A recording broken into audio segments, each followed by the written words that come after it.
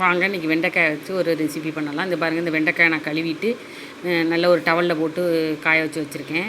இப்போ இந்த 2 சைடும் வந்து கட் பண்ணிக்கணும். கட் பண்ணிக்கிட்டு இப்போ வந்து 4ஆக வகுந்துக்கணும். அதை இந்த பாருங்கள், நான் வந்து உங்களுக்காண்டி நான் கட் பண்ணி காட்டுறேன். நான் வந்து அருவாமனையில் தான் அறிவேன்.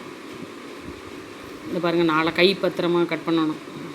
இது வரை வளவளப்பு தன்மை இருக்குல்ல, இப்படியே கட் பண்ணி 4ஆக போட்டுக்கோங்க. போட்டுக்கிட்டு இந்த பாருங்கள், மஞ்சத்தூள், மிளகு சீரகத்தூள், சோம்புத்தூள், அரிசி மாவு 1 ஸ்பூனு, கார்ன்ஃப்ளவர் மாவு 1 ஸ்பூனு, கடலை மாவு 1 ஸ்பூனு, பெரிய ஸ்பூனால் 1 ஸ்பூன் போட்டுங்க. அப்போ தான் நிறையா இருக்குல்ல வெண்டைக்காய், அதனால் இது நல்லாயிருக்கும். நல்லா சாம்பார் சாதம், ரசம் சாதம் அதுக்கெல்லாம் சூப்பராக இருக்கும்.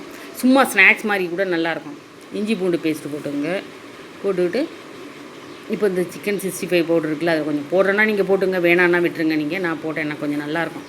அதனால் கொஞ்சோண்டு லெமன் வந்து புளிப்பு சுவைக்காண்டி கொஞ்சோண்டு ஊற்றிங்க. நிறையா இதில் வந்து ஜூஸ் நிறையா இருக்குது, அதனால் நான் கம்மியாக ஊற்றுறேன்.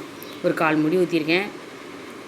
இது எல்லாத்தையும் போட்டு நல்லா மிக்ஸ் பண்ணிக்கணும். மிக்ஸ் பண்ணிக்கிட்டு தண்ணி தேவைப்பட்டால் தெளிச்சுக்கிட்டு அந்த நம்ம கட் பண்ணி வச்சுருக்கோம்ல வெண்டைக்காய், அதை போட்டு நல்லா கலந்துக்கிட்டு, ஏன்னா காலையில் டைம் இல்லை, அதனால தான் போடலை. இந்த பாருங்கள், அப்படியே போட்டு எண்ணெய் காஞ்சோனையும் அதில் போட்டு பொரித்து எடுக்க வேண்டியது. ஸ்நாக்ஸ் மாதிரி கூட சூப்பராக இருக்கும், பசங்களுக்கு கொடுக்கலாம்.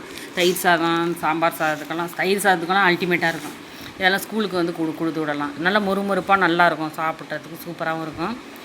இப்படி கொடுத்தா டக்குன்னு சாப்பிட்ருங்க பசங்க. வேறு பொரியல் பண்ணால் கூட சாப்பிட்றாங்களோ என்னவோ தெரில, சூப்பராக இருக்கும். இந்த பாருங்கள், நம்மளுக்கு இவ்வளோ கிடச்சிட்டு இன்றைக்கி நான் வந்து இதை தான் வந்து தொட்டுக்கிறதுக்கு. ஆனால் ஸ்நாக்ஸ் மாதிரி ஃபஸ்ட்டே சாப்பிட்ருவாங்க. இதை நான் இந்த வாட்டி தான் ஃபஸ்ட்டு செஞ்சு பார்த்தேன். நல்லா தான் இருக்குது, சூப்பராக இருக்குது. நீங்களும் ட்ரை பண்ணி பாருங்கள்.